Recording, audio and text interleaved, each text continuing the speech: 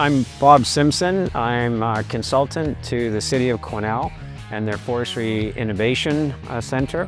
I'm here at the 4th Quesnel Future Forestry Think Tank. I'm one of the organizing team members putting the think tank on, and we've been really excited about the dialogue that's been occurring during this think tank over the last 2 days. My name is Peter Robichaud. I work with the Canadian Woodlands Forum. We're situated in Eastern Canada, so to come and learn, the circumstances that the industry is facing here in BC has been quite enlightening and interesting.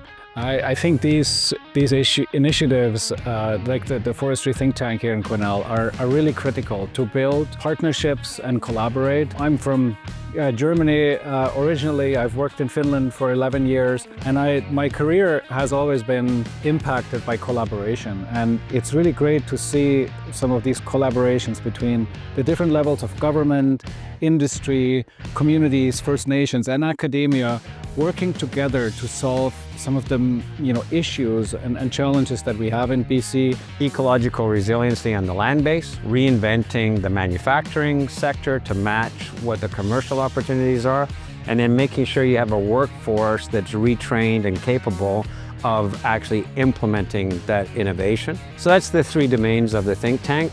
And of course, this year we're in our 4th think tank.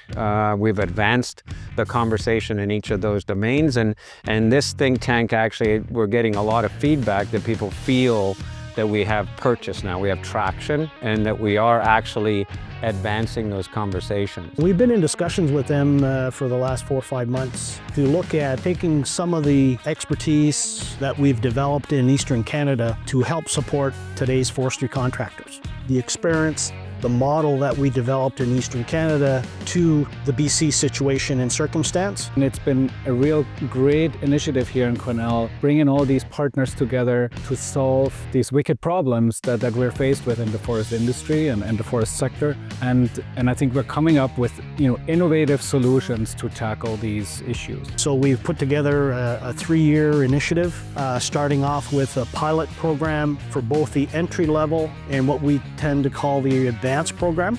Our objective is to then gradually transition that pilot into a regular offering over multiple years with the BC team. So a portion of that will include the train the trainer, because it's far more cost effective than having us, continually delivering a program from Eastern Canada.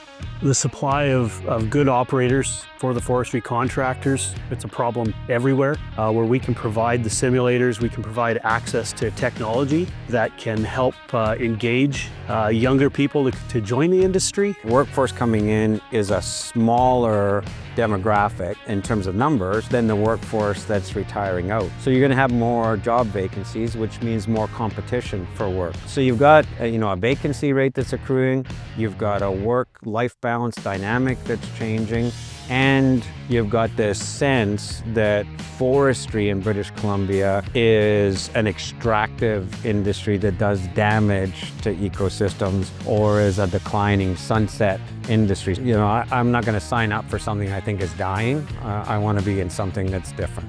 That dynamic of a sunset industry is what we're trying to address with both the landscape and the reinvention of the manufacturing sector.